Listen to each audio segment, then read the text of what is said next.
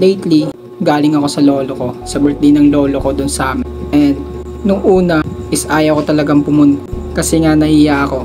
Nahiya ako kasi sa sitwasyon kung meron ako ngayon. Nahiya ako dahil wala man lang ako naambag or naibigay na regalo para sa birthday niya. Nahiya ako kasi wala man lang ako nagawa para sa mga sitwasyon na meron sila. Or wala man ako maambag para dun sa handaan na yun. But sinabi ng puso ko na yun, magpakita ka lang. Kasi yun naman yung importante, na makita nilang okay ako, maayos ako, inaayos ko yung buhay ko. And nung natapos yung araw na yun, nung pauwi na ako, pabalik na ako dito sa city kung saan ako nag-work, naisipan ko munang dumaan sa isang gilid ng kalsada. Nagmamasdan ko yung lugar, hindi ko namamalayan, tumutulo na pala yung luha ko. Bigla ako napaisip na magtatatlong taon na since nung umalis ako sa poder nila, since naging independent na ako. Pero hanggang ngayon, wala man lang ako nagawa or na-achieve para sa pamilya ko. Patanong na lang ako, ano ba yung mga pinaggagawa ko sa buhay ko? Mga panahon na yun. Ba't wala man lang ako nagawa para sa pamilya ko? Sobrang nangihina ako nung time na yun. At parang gusto kong isigaw lahat ng sakit, lahat ng disappointment ko sa sarili ko. Ba't kaya ganun?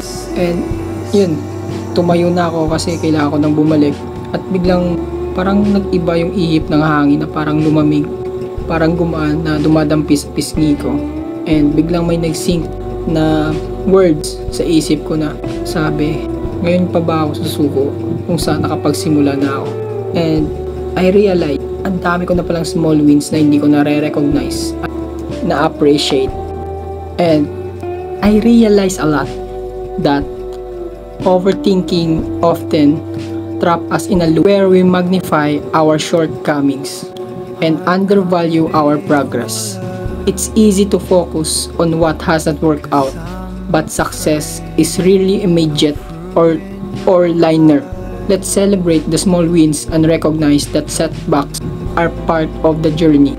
Patience and persistence are your allies. Grow often happens quietly in the space between what you want and what you achieve.